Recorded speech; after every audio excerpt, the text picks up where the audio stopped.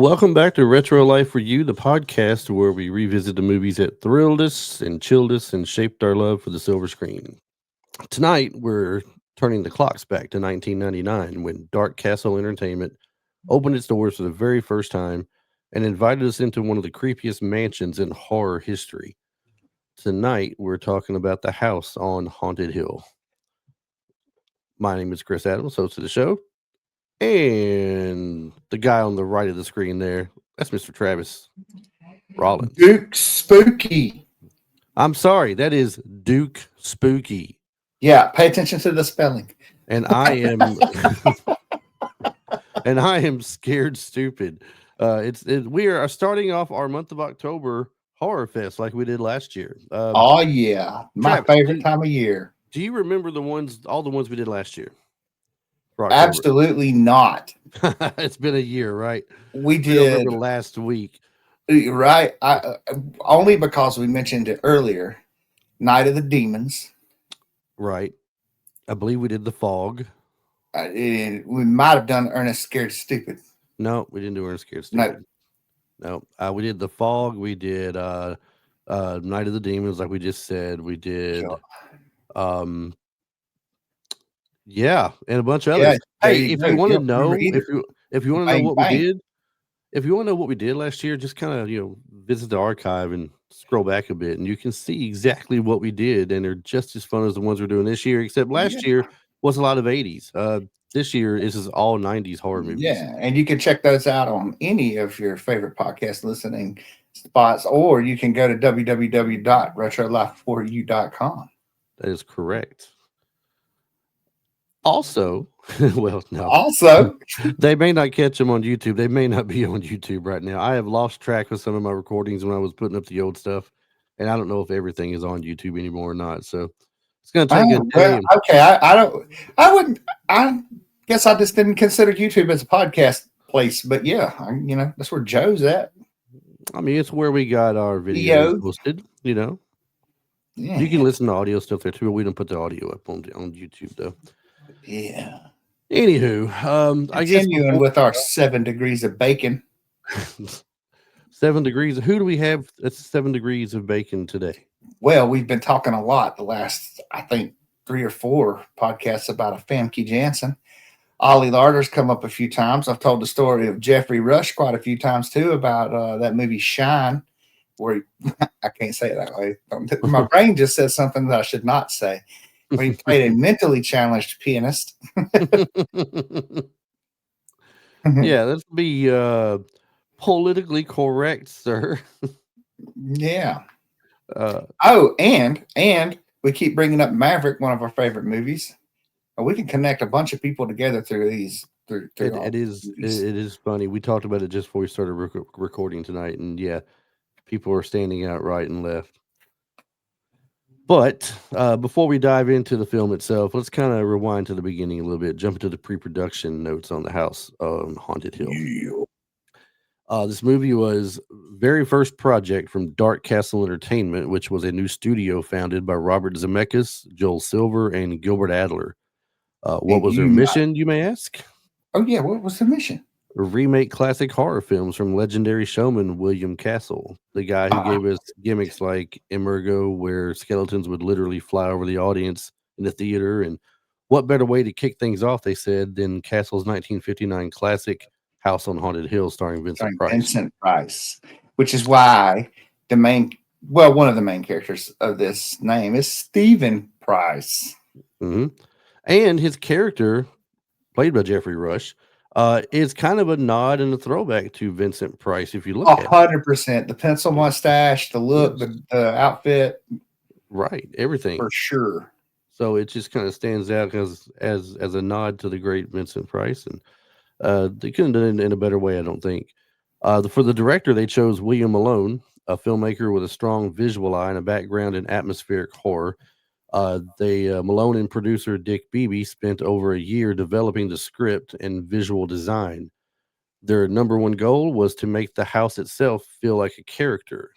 The idea was to build sprawling Gothic sets filled with twisting corridors and cages, basically look like an insane asylum architecture, so that when the when the scares hit, the setting did have to work for you. I mean, it's just a scary looking place to be running around in. Uh, Yeah. Yeah. I would not spend the night there for $1 million. I don't care what anybody. I'm like Chris Kattan. I want my money now. Yeah, I want my money now. I'm leaving. I don't care. It. You give it. Y'all can stay here. I'm serious. It's crazy. Casting was another huge part of pre-production as well. They locked in Jeffrey Rush early, and the fun bit about his character, Stephen Price, like we mentioned, was styled as a deliberate homage to Vincent Price, complete with mustache, slicked hair, and theatrical flair. Rush even said his look was influenced by both Vincent Price and Walt Disney, which is a wild I could mix see that. Exactly. I didn't when I read that, I was like, wow, I can completely see the two of them in him right now. And it's funny, his character, is doing the scary thing about the house, and he did an amusement park, right? Yeah. At the beginning, that was one to me, I couldn't remember the very first time I saw this. I think this is why I legitimately, I don't know if I've said it here yet or not, but we did say it before we started the show. I know I said it, that this is totally one of my favorite horror movies, period. Like, this is in my top 10, top 5, probably top 5. And the very opening of it, I'm telling you, I'm like, whoa, we're starting out like this? Like, dude. And then we're like, I'm watching it with my friends or whatever, and I'm like, man, I would totally go to that theme park. No. It's like, that theme park is crazy. The AI videos that you see, well, like the things jumping the track and all. I feel like that started with this, because this is something that showed in the commercial too. So if you look up a trailer, you would see it. The roller coaster starts 20 stories in the air. So like, it starts at the top, and while they're riding it, the doggone tracks open up and the car in front of them flies off the track. Mm-hmm. They're all freaking out. Well, you learn immediately that's a robotic. That's meant to happen. That's robotic. They're like, whoa, what happened? And then the tracks close and they go on around, and then Spike from Buffy the Vampire Slayer was like, oh my God. It's like, yeah. Well, the elevator thing freaked him out bad too. The elevator and he thing completely sold it on him. He completely sold it to him what's going on. Oh man, it was so good. It is so crazy. I could believe him taking a year to prep for this, because I everything it just said, I felt like spot on too.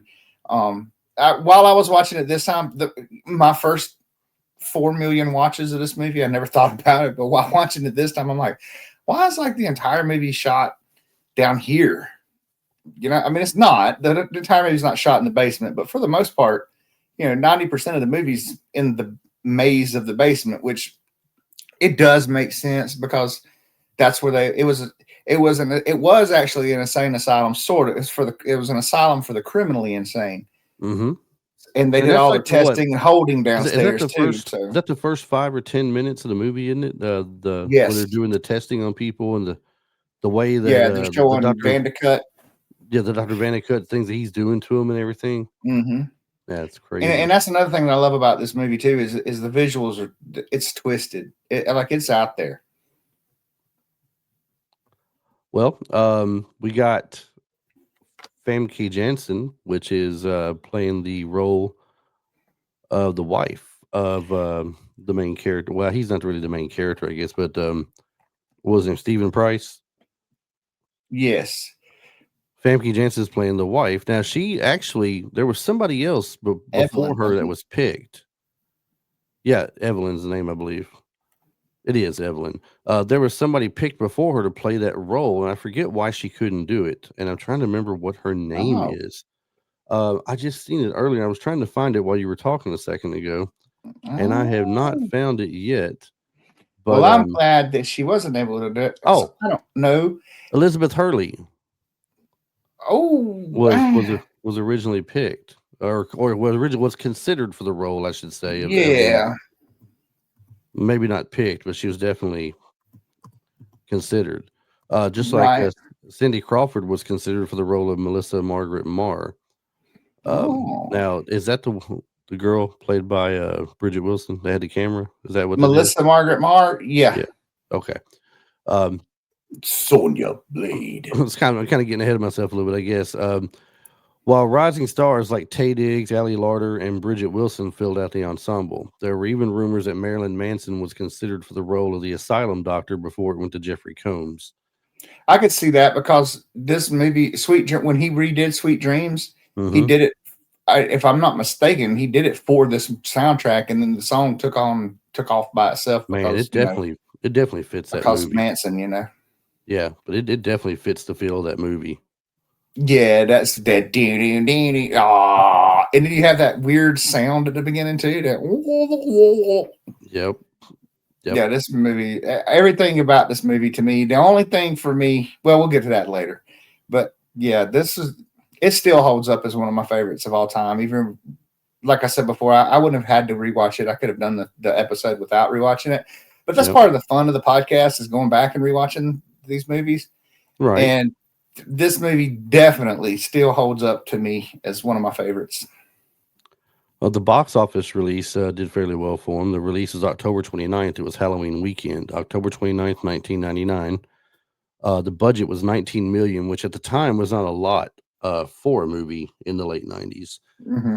But 19 million, so it was kind of a tight, filming, and no, not a lot of reworking, and they had to cut their locations for filming down quite a bit. They put a Yeah. lot of it, I think, into the set work and everything. The box Yeah, office one drew cool thing 40. about it too, I thought was cool was that the Griffith Observatory was used for exterior shots, and then they Yep. took paintings and miniatures that gave the house the big feel like it was hanging off or built Mhm. into the side of the cliff. That's pretty Right. cool. There wasn't a lot of CGI done in the movie. It's a lot of classic, effects and things that were done. There's a mix of it, but the CGI came in mostly at the end. Hmm. The box office take was 40.8 million worldwide. So on a 19 million budget, you say they doubled their money, which is pretty good there. The reception of it was mixed to negative reviews from critics, but a moderate box office success. And it's funny with critics what they find good and what they don't. They praise the part where it was the insane asylum at the beginning of it. They're doing the work, or the testing on a lot of the people there, and then whenever they took over the house, the the criminally insane, they took over the house, started killing the doctors. They were like, "Oh, that's awesome, that's great, that's what they done is great." But then when it went to the rest of the movie, it was just cheesy and campy to them, and you Yeah, I know, didn't think so. I loved it. well, you know how when it comes to critics, man. I mean, Well, yeah, when Blair Witch came out, the critics were raving over Blair Witch, and I literally walked out of. I've seen it in its entirety since, and I stand by my decision to get so angry at the movie that I walked out of it. I, who wanted to watch a movie filmed with a camcorder the whole It time? I mean, sucked so bad. Cloverfield worked. not for me. I mean, I liked I Cloverfield a didn't even lot. like I didn't even like the way Clerks was filmed, the original Clerks. Yeah, Clerks was a little strange, but it's still it's okay. But Blair Witch Project was just to me just one of the worst movies of all time. And then the supposed, cliffhanger thing at the end where the person is supposed to be standing in the corner, but they're levitated off the ground. Yeah, Yeah, whatever. that's the only thing in the movie you see aside from this chick crying into the camera with snot running out of her nose Right, in high right. definition. That's what you really wanted to see, wasn't it? You paid your Yeah, hard-earned money to see snot running out of somebody's nose. for real. I Lord, mean, for me, Cloverfield worked. Some people, Cloverfield's probably a mixed bag because of that, but I liked Cloverfield a lot. And then you got it's a movie called Hardcore Harry, which is not what it sounds like. it's it's the first movie shot in first person, which is super awesome. It's shot like a video game, like a first person video game. yeah. I just watched it with my youngest the other day, back over the summer. I watched it with Connor, and he fell in love with it. He's like, And "Dad, this movie's super cool." I was like, "Right." thankfully, it's not what you made it sound like to be. So, Yeah, it's not. It's not. He's a test subject that breaks loose and mayhem ensues. It's like a first person shooter video game. yeah. Let's jump on the cast. Jeffrey Rush. I just wanted to ask him one question. Yeah. Just one question. What are you doing? What are you doing? No. Oh, What simple. are you doing? What are you doing? What are you doing? What are you doing? Right. Jeffrey to me is Jeffrey's probably one of my favorite actors because Barbossa is one of my favorite. Barbossa is my favorite Pirates character for sure. Mm-hmm. But I could not say that that's my favorite Jeffrey Rush movie. And to me, that's incredible because that's such an iconic role, and he's done so much that's so good that I wouldn't say that like that's my absolute favorite. Because when I think of him, I don't. When I think of Jeffrey Rush, I think of this movie. I think of The Pianist. I think of him playing Sir Francis in Walsingham. I think of him as the playwright from Shakespeare in Love. I think you know what I mean. Like he is just amazing to me. Yeah, I was gonna say I never really knew much about Jeffrey Rush movie wise. I didn't realize how much I did know because I'm looking here now. I knew Pirates of the Caribbean, obviously, Right? but Shakespeare in Love didn't really sink into my head, and we just did that last year, Yeah, we just did it last year. Yeah, or no, earlier this year. I don't know. It's a mystery. He was one of the best parts of that movie. Yeah, for sure. And I love him in Pirates. Once again, I love him in Pirates of the Caribbean. Yeah. Famke Janssen played Evelyn Stockard Price, known for GoldenEye, X-Men franchises, Jean Let's Grey, jump on the cast. known as Taken. That's what I was going to say. I mean, to me, when we brought her up earlier, I was like, I'm glad that nobody else did get it because to me, with her look, now, okay, of course, to me, she's like drop dead gorgeous. She's my kind of woman. She's my type as far as looks are concerned. But that aside, the way that she was able to the way she's able to evil eye you, you know what I mean? The way she was so perfect for the role that she did. And I didn't bring up Rounders, which we just got done doing. And she was great in there too. See, so there we go. There's our seven degrees. There's another one right there, right? Another one right there. Tay Diggs played the role of Eddie Baker. Eddie. Known for hey, that's not standard procedure. No. Can you blame the man? No. Known for how Stella got her groove back. The how best Stella man back. on TV's show The Private Practice. I think he was in SWAT also, or just in an episode of SWAT? I forget. I don't know. He was in this really cool movie around the time of The Matrix called Equilibrium. Yeah, he was just in one episode of SWAT. I'm sorry, I was scrolling through earlier and I looked at it and saw his name on there. Okay. But it's a movie with Christian Bale called Equilibrium, and it's really, really cool if y'all hadn't seen it. It's a 2002, so we won't cover it until probably another 5 years when we get done with all this. I mean, when the 2000s become retro. It's going to take us a while, man. We got to, 2030. Yeah, we got to at least be 2030 so we can do 2000, 2010, right? Got to give a couple of decades past that point. Oh, yeah, he was Sean in Malibu's Most Wanted, too. I say Malibu. You say boo. Malibu. Let's see. There's a TV series called Kevin Hill, 22 episodes of that. Let's see. I don't know the movie 30 Days. Never heard of that one. A few episodes of Grey's Anatomy. 30 Days of Night. They wasn't in 30 Days of Night. That's not what I'm talking about. But yeah. I mean, that's the one I know. Yeah, but definitely heard his name mentioned quite often over the years.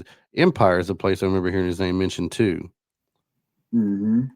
You ever seen Empire? A little bit, not much. Yeah, I haven't really watched much of any of it either, but I know what it is though. Allie Larder played Sarah Wolf, known for Varsity Blues, Final Destination, Heroes. She was big in the 90s, boy. Resident Evil. Mm-hmm. She did. She did all kinds of stuff. Rat Race, like I mentioned earlier. Pretty sure she was in Rat Race. I don't know. American Outlaws, Final Destination, Legally Blonde, Just Shoot Me, Dawson's Creek. Like she's been in a bunch of stuff. She, like I said, she was big right there at the end of the 90s and early 2000s. Absolutely. I'm sure she did Final Destination too. Did we leave that one out? No, we said Final Destination. Oh, okay. I'm sure she'd love to come on the show and talk about all these fine shows and movies that she was a part of. That I'm would be sure. awesome. I'm sure she would. I mean, what to work on that one, won't we? Heck yeah. We'll give it a shot. Herb, Famke Janssen, Jeffrey Rush, Bridget Wilson. Bridget Wilson Sampras played Melissa Marr. Best known for Mortal Kombat. Billy Madison, Last Action Veronica, Hero. so happy. I Know What You Did Last Summer. Want to touch the hiney. Touch the hiney. Pee in your pants is cool. Okay. Yeah. Oh So, man, that would be so funny. Pee in your pants is cool. Bridget Wilson Sampras. She married Pete Sampras, the tennis player, right? Yes. So I learned that today. I didn't Oh know that. wow, I didn't know that. So no, that's cool because I watched this. This is one of the ones that my mom watched all the time.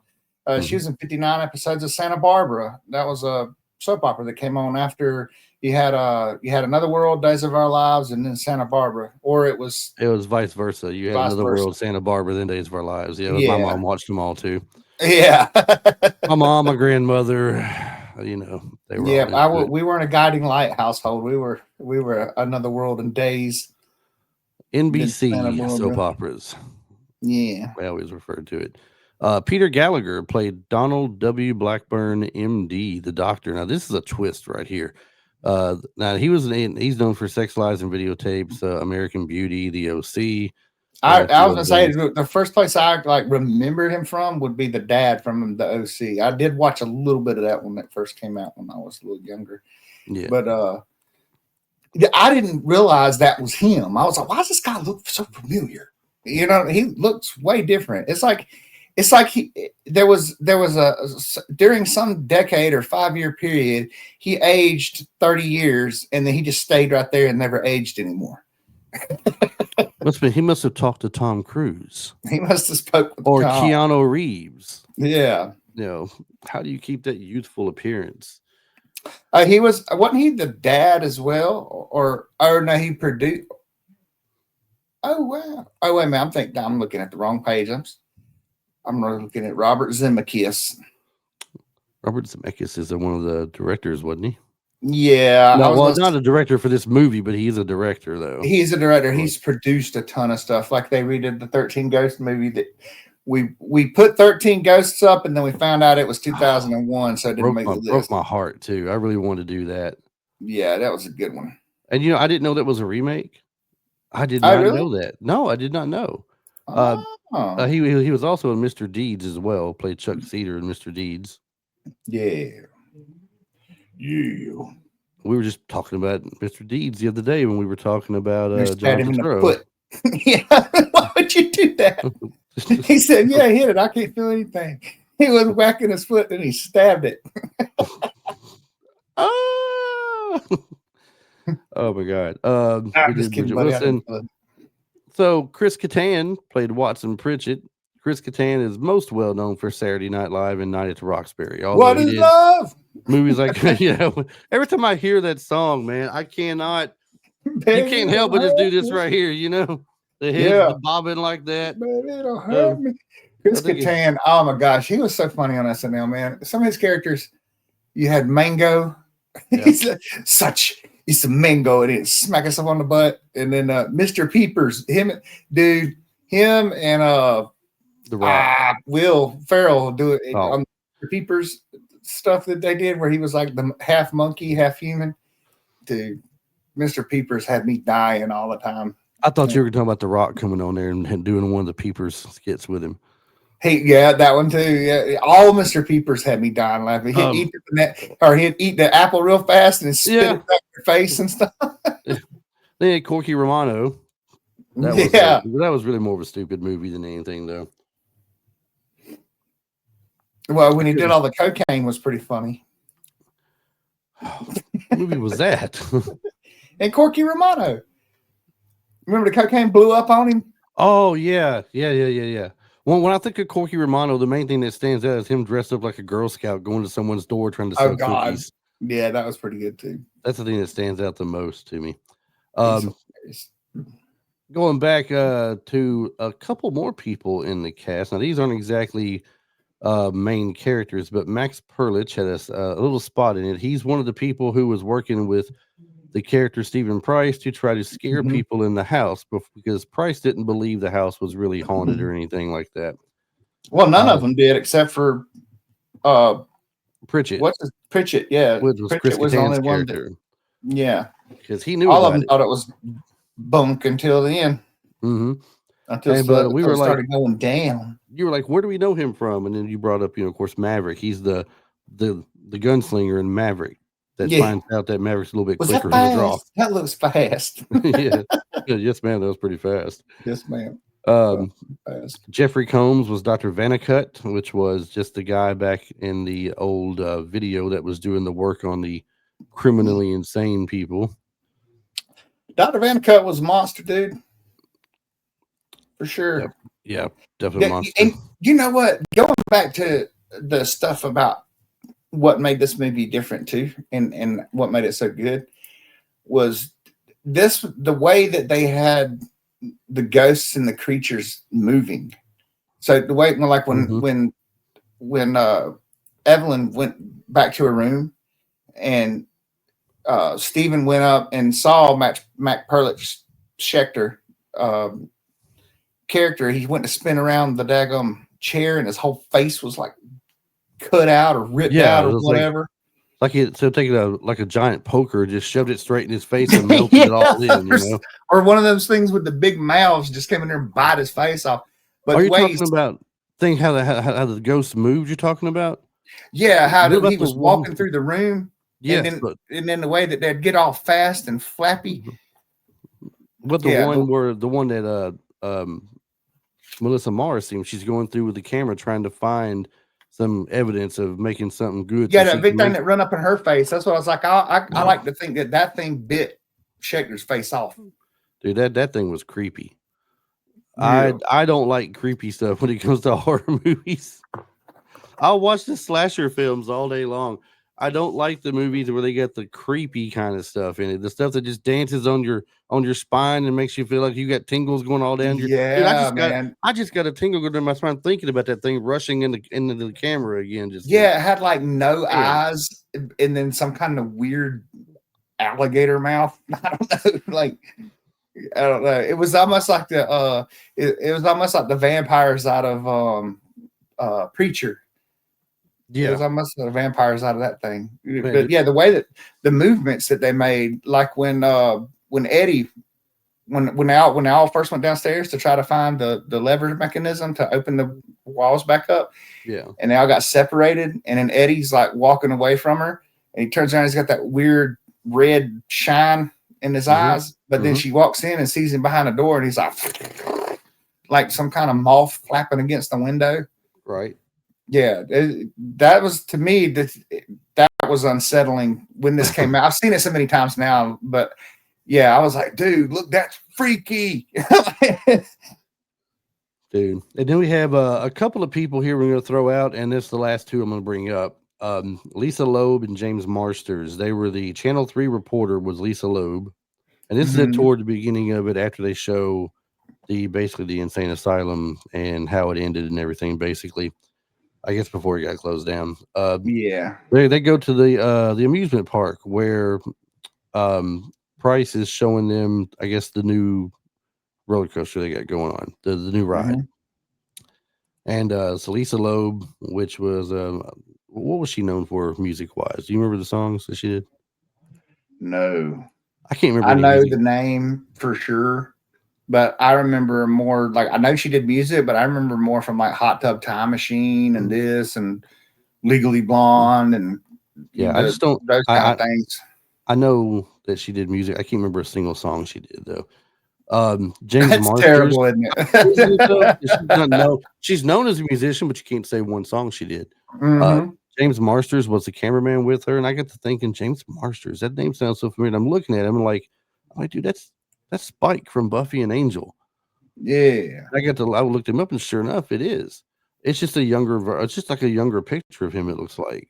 Right. And see, and he so much so, and without the blonde hair, that I didn't even notice that until you said it. Right. And that's what really he was jumping in the elevator. Yeah, like, we're gonna die. That was so good. That scene, dude, yeah. Everything about this movie is awesome to me, except for that one thing. That one thing.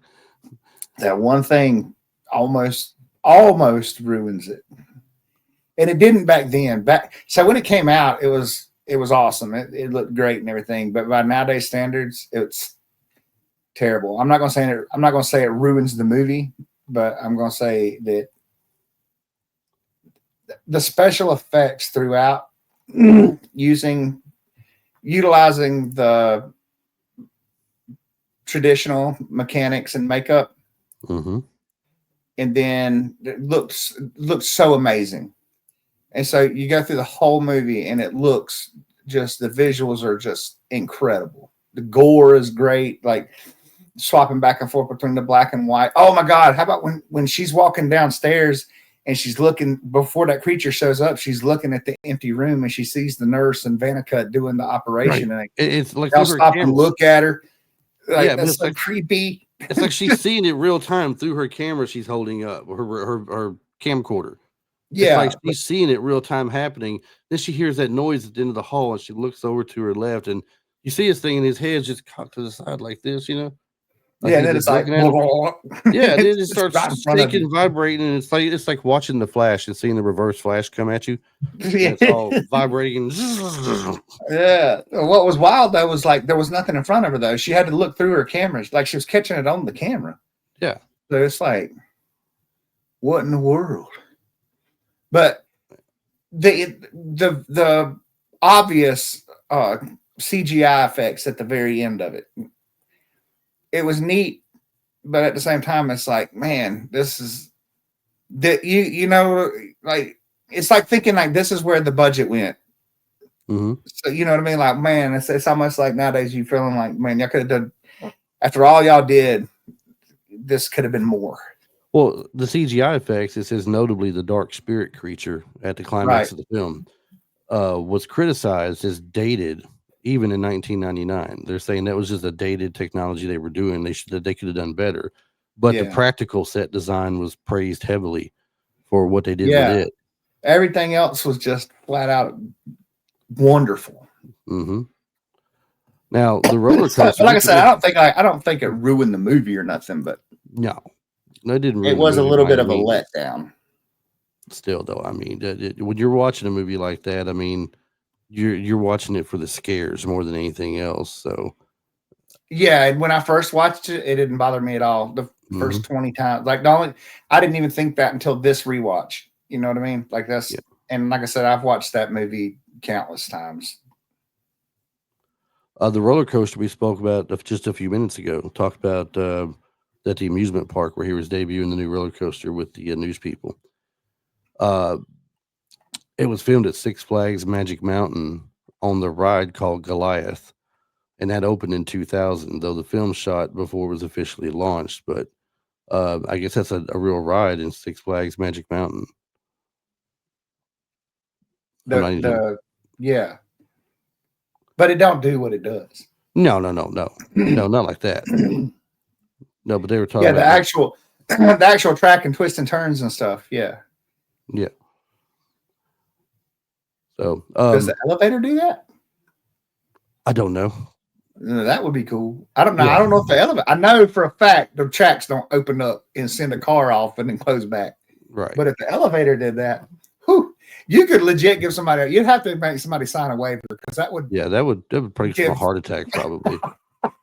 If I was in an elevator and it did that and it looked that realistic, yeah, I'd be freaking out too. Dude, what was one of your? Speaking of the movie, do you have a favorite part, a favorite scene?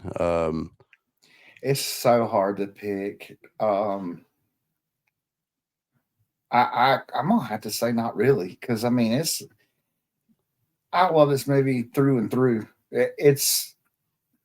There's so many twists and turns. You know, the first time you watch it, and like we didn't reveal it, but when the doctor, you know, so at some point Stephen Price gets locked into this mechanism. They say what drives a sane man mad will drive a insane man, a madman sane. That's what it was. he gets locked in there, and Blackburn turned it on. See So that finding out what Blackburn's role was later on was like, that's a twist that you didn't see coming the first time you watch it. Like, what you're is right. this? I was supposed to say that confused me because it's like they were locking him in there just to put him somewhere, right?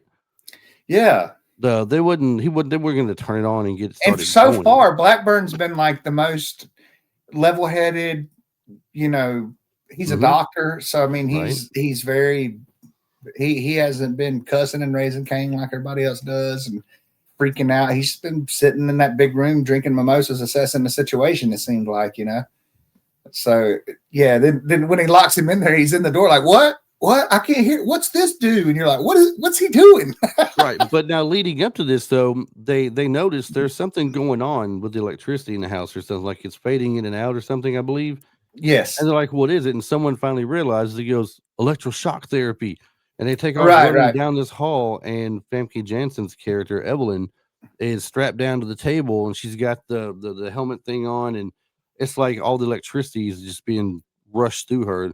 So the Price is yelling, "Someone shut it off! Someone shut it off! Make this stop!" And they're trying to Yeah, find a way so to get it Price is done. sure that one of them killed her, and they're sure that Price did it because they both been talking about killing each other all night, which they thought it was a game because it's set up like a game. It's set up almost like an escape room.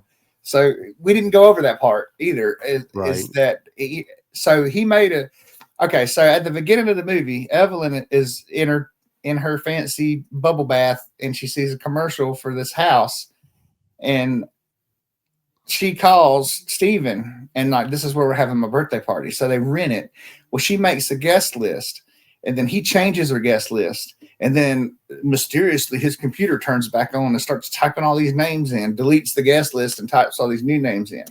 So the way they set it up is when they all get to the mansion is obviously for her birthday parties or whatever parties in the past, he has set up some kind of murder mystery game, or, you know, like the trains you go on or whatever.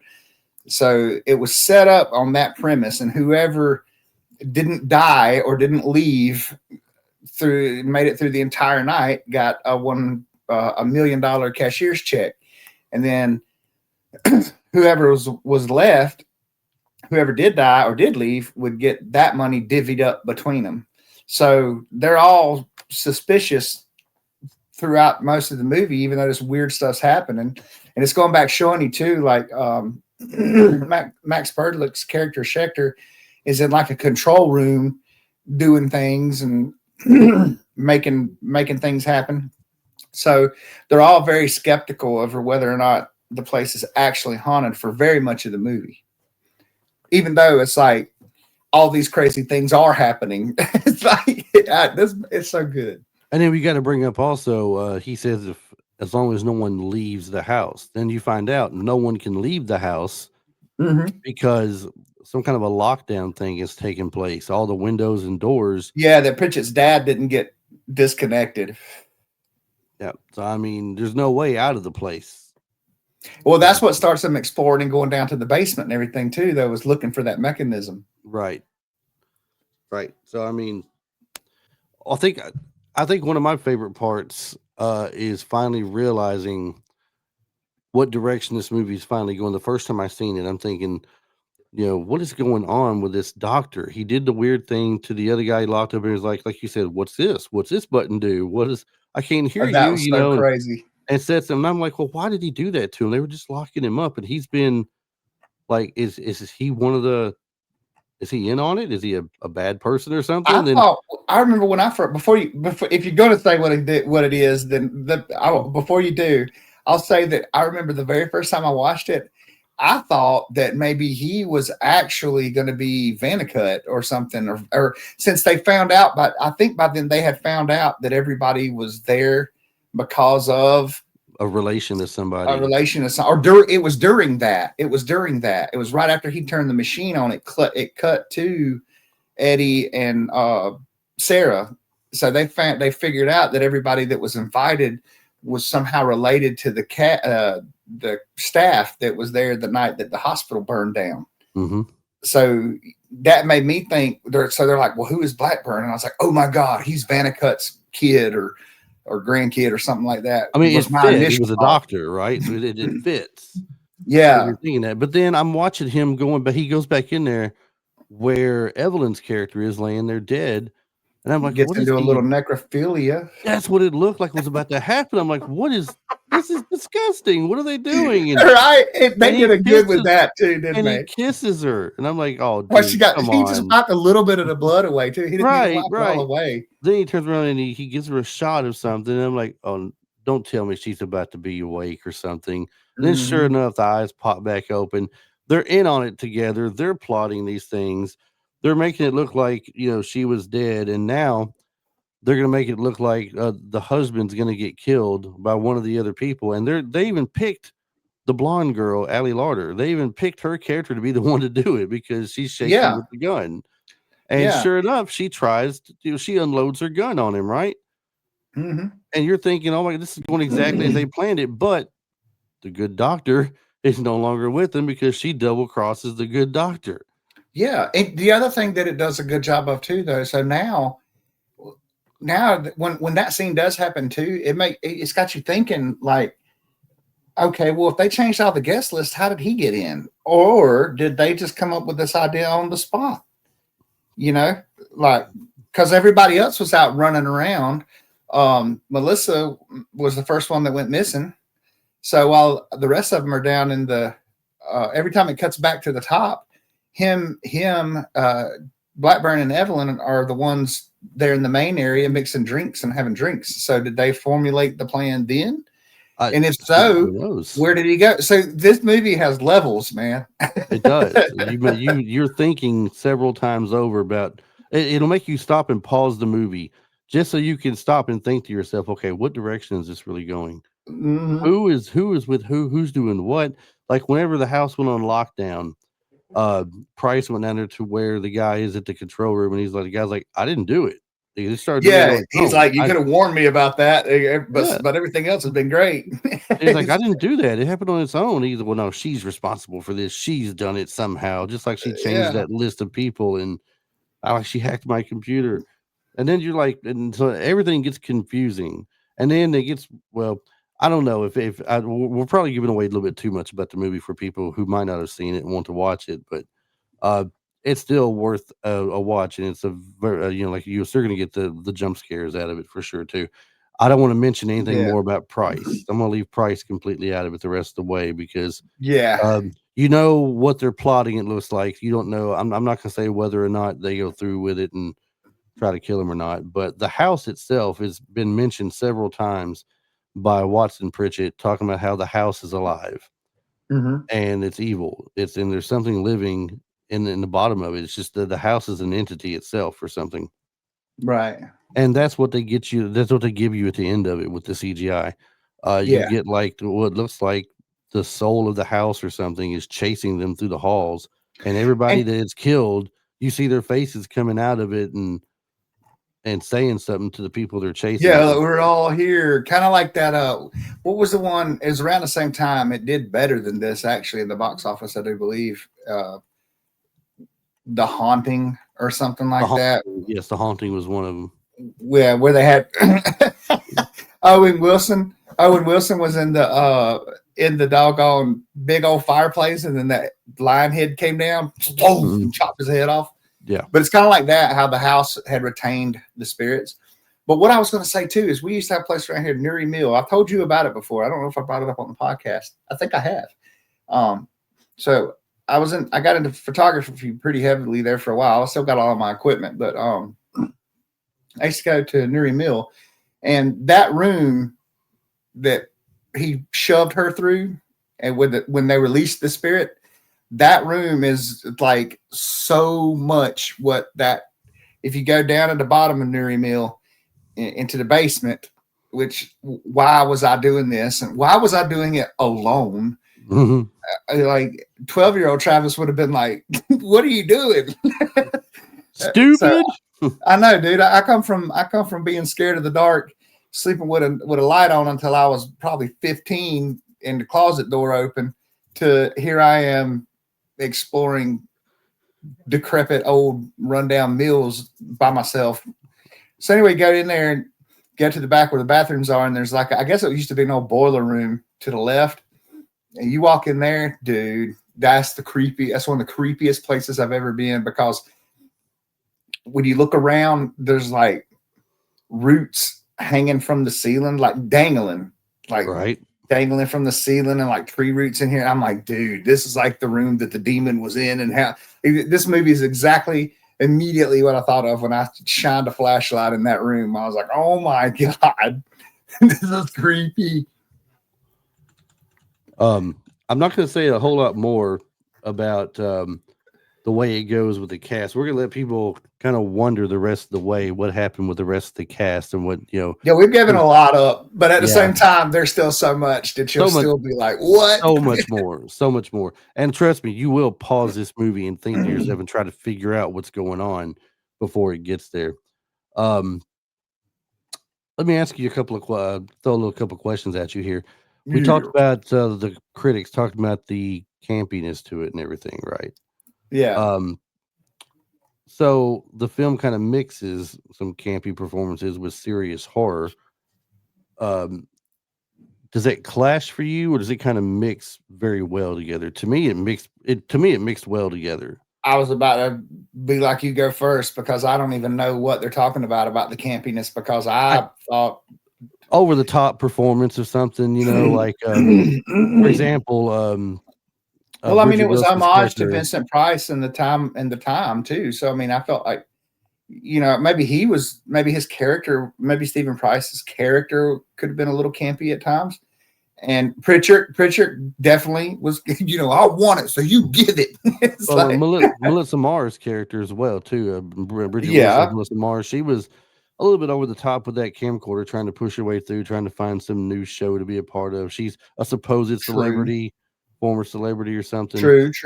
So, but no, which is why it's one of my favorites. I felt like everything about this movie just blended and worked so well.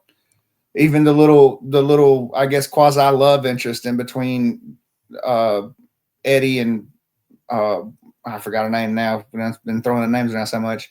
Like what I was talking about when we're trying to leave more of the movie out, because I definitely want people to watch this one. But when he was helping her up on the gurney to reach something, she turns around, Sarah, yeah, she turns around and goes, "Hey, bud, that's not procedure or whatever." Because when he grabbed her on the butt. Yeah, everything in it worked for me. I mean, honestly. It's not that I dislike movies, like horror movies like this. I'm gonna tell you the ones that did get to me that I don't like too much, but I did watch them because I don't like that. Gosh, that creepy feeling the whole time that, just like I said, it runs up and down your back and everything, and just keeps you on edge. But movies like, The Ring, for example. What was the other Japanese remake they did? Other than The Ring, Sarah Michelle Gellar's movie. The Grudge. That man, I thought it was worse than The Ring. The Grudge got me, man. The Grudge got me bad. That got me pretty good there. That got me so good that a failing compressor in a refrigerator made me leave my house one day. It's like, that noise, right? The noise that yes, I know. Because I'll tell you what else made it so bad, dude. The attic access was a little rectangular hole in the damn and you will not open it for nothing. Yeah, and it was in the ceiling of the closet, just like the damn movie. Oh. And I was standing in that closet when I heard that noise. Oh, no. I had the closet door open and I heard that noise. Nobody was home but me. And I was like, I left. I called Tasha. I said, you call me when you get home. I couldn't figure out. It took me 2 days to figure out what was making that noise.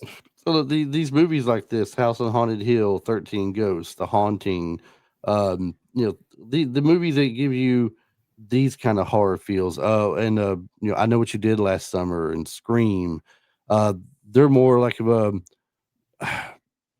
Scream and I Know What You Did Last Summer is not like this movie when it comes to horror. This is gory kind of horror too. It is, yeah. In a sense. Yeah, this would be a gore film, I would say. Night of the Demons is another example of this similar type movie and everything. I like them and I'll watch them, but I will not rewatch him a lot or anything. It has to be once every now and then, once every blue moon. It's too much of a scare thing for me. I'll watch Freddy Krueger all day long. I'll watch Mhm. Friday the 13th. I'll watch Halloween. I'll watch Hellraiser. I'll watch these things. All right, I'll do that. But these really ones, these really scary things where it makes you think if you hear a noise in your house, oh, was there something there? Right. Yeah. Yeah. No, I'm not about. So, what do you think of the late '90s wave of horror remakes? And this is what I'm building up to. What do you think of the late '90s wave of horror remakes like House on Haunted Hill, 13 Ghosts, and The Haunting? And did they bring anything new to the genre for you as far as horror to movies me, go? to me, it was a golden renaissance. I loved seeing those things because I have been such a horror fan so long. And I did know of the Vincent Price TV show, or Vincent Price Presents. I've seen stuff like that.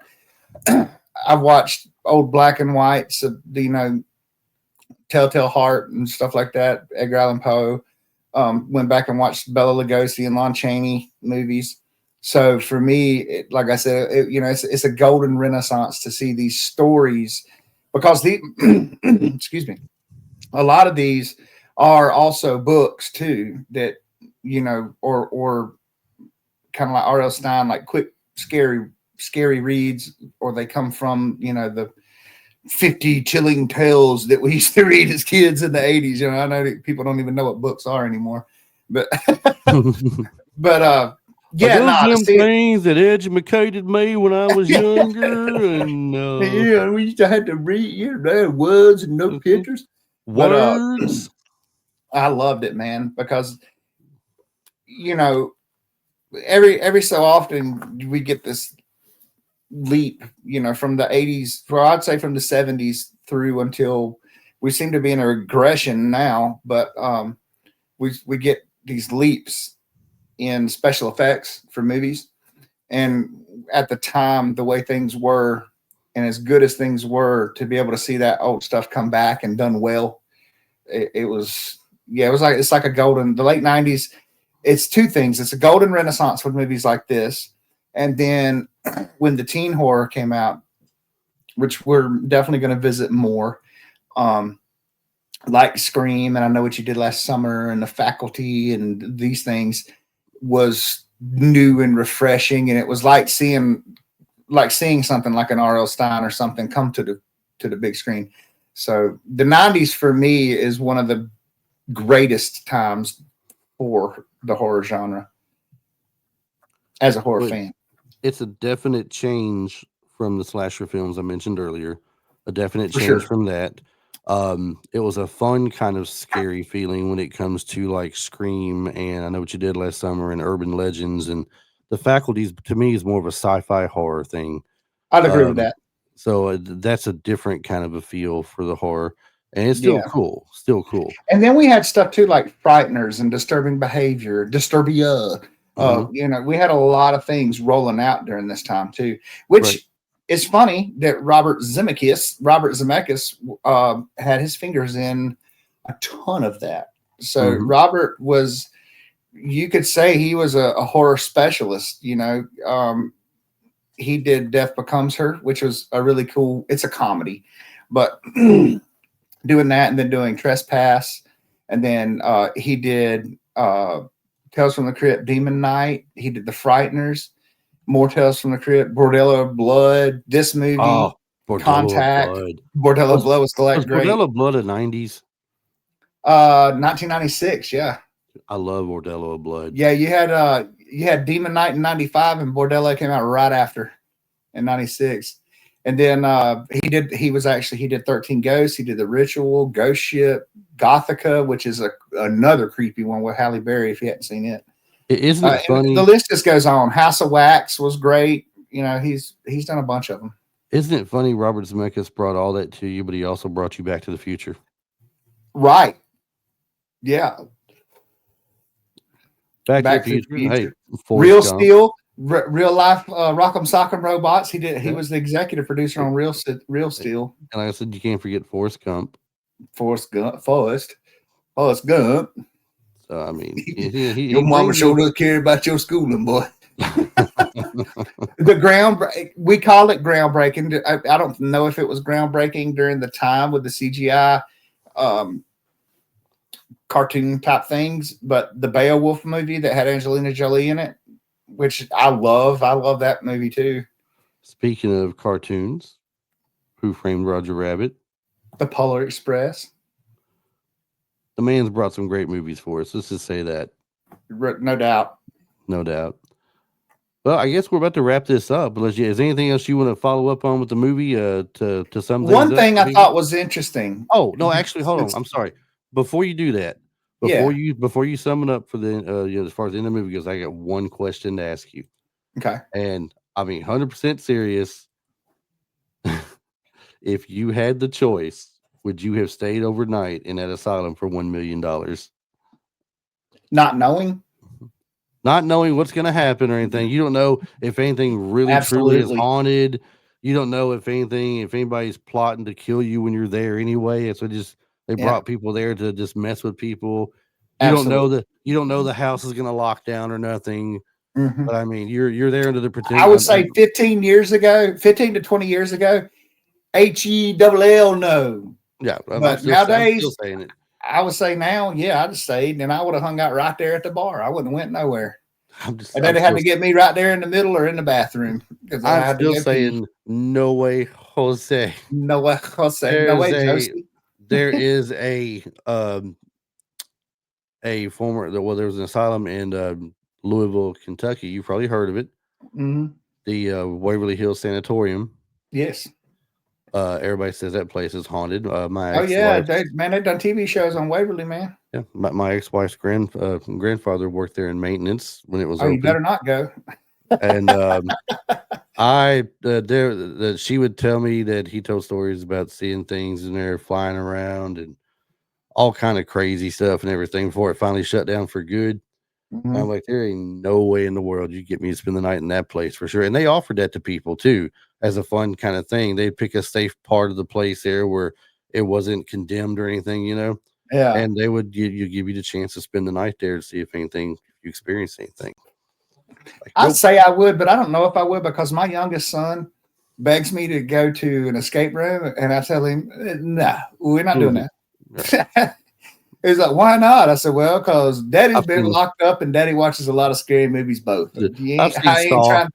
Yeah, I'm not I've, trying to get locked in. Oh, well, I've seen Escape Room. I don't know if you know that or not. There's a lot of that whole escape room thing started with a horror movie. yeah.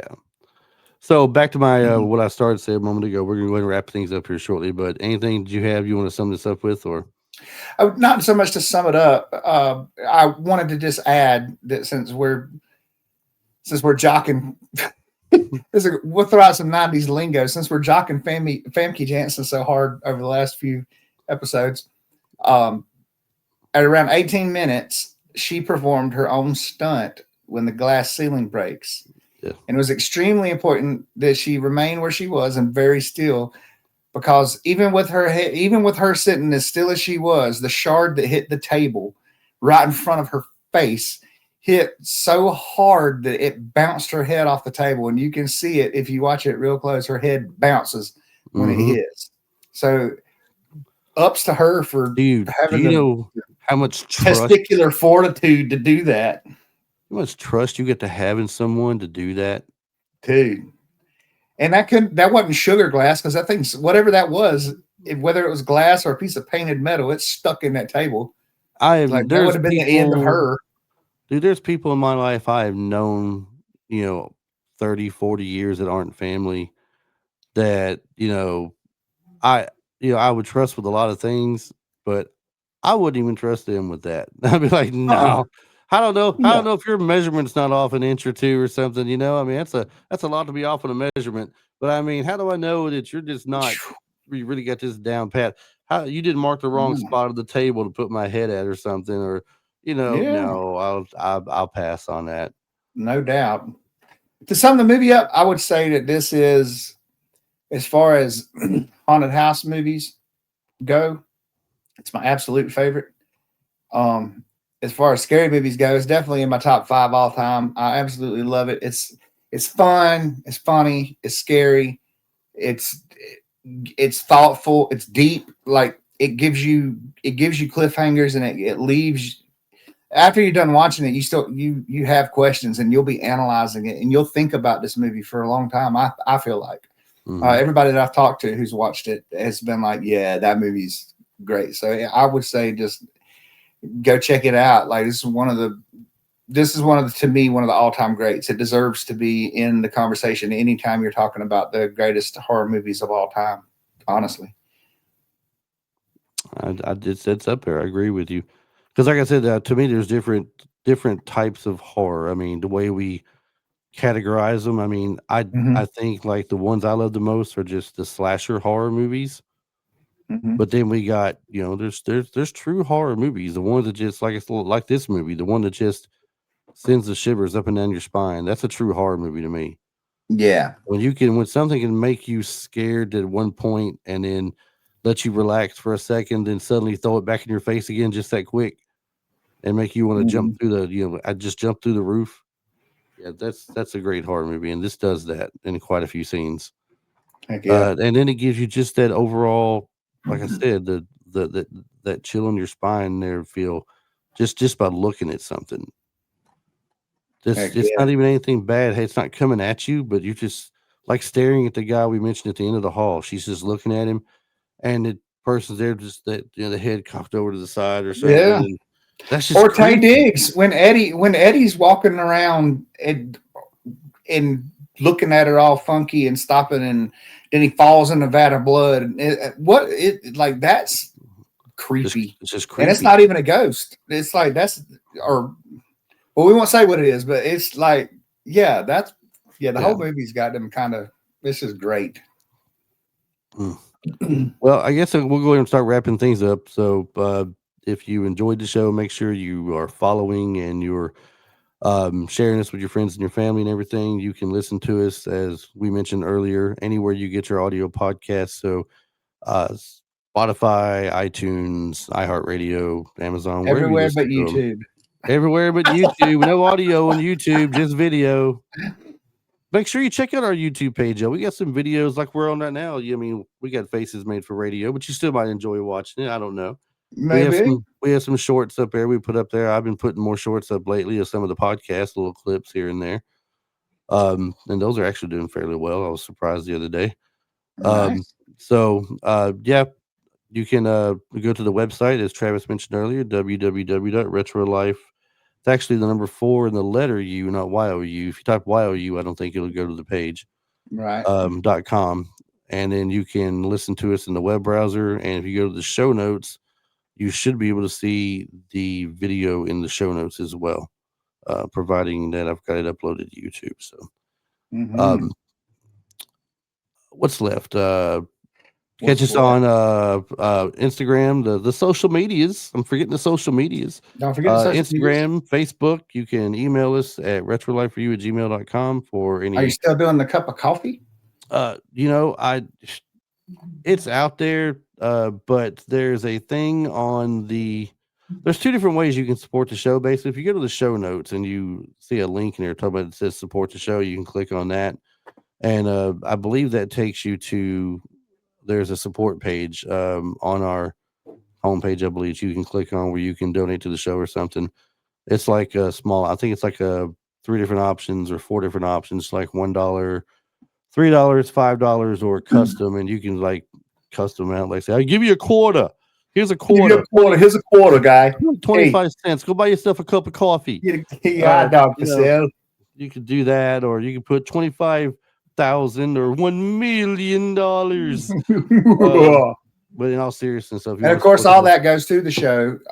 Things like our platforms, things like the streaming services, things like IMDb Pro, where we just found out will possibly help us get some more interviews for you guys, because we know that we love, and you both love that makes it sound like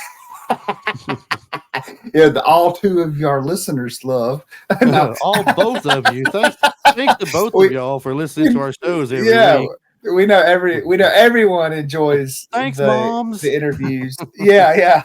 It's our moms So it does help listening. go toward the interviews. So, and go back and listen to our interviews. We just had Cynthia Rothrock on, the queen of kick butt.